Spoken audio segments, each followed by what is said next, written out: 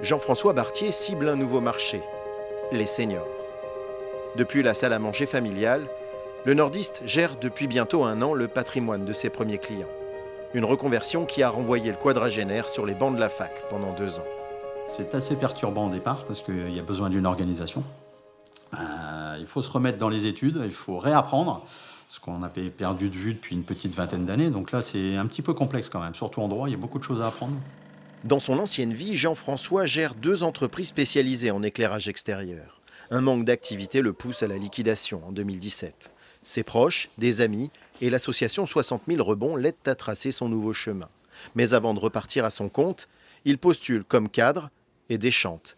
Ses qualités de chef d'entreprise jouent contre lui. Impossible de rebondir dans le salariat. Alors pourquoi, je ne sais pas trop. Je pense que c'est plutôt un a priori ou un secteur d'activité, peur de gérer un ancien entrepreneur.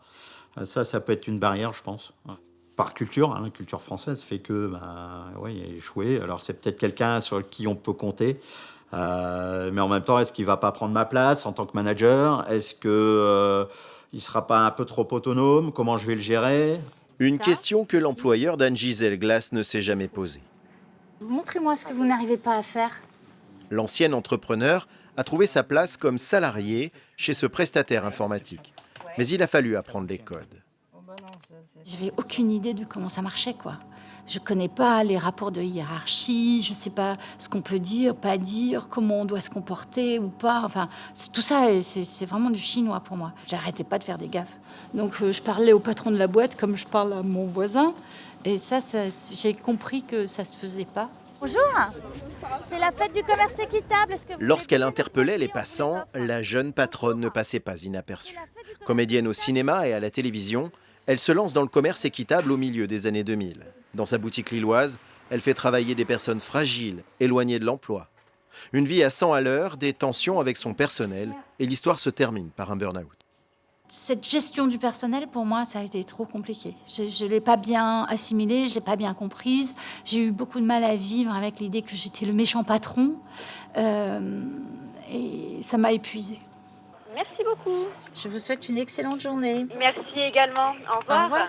Ici, là, je me sens bien. Et voilà, on me laisse être qui je suis avec mes différences et mes qualités. Et personne ne me juge et je fais mon truc. Et au contraire, ils sont tous bienveillants et aidants quand je ne sais pas faire un truc, ils sont adorables. Moi qui cuisinais jamais, on apprend un petit peu. Hein. Je n'ai pas dit que j'ai été parfait. Jean-François aussi a trouvé l'équilibre. Sa recette, donner autant de temps à sa carrière qu'à sa famille.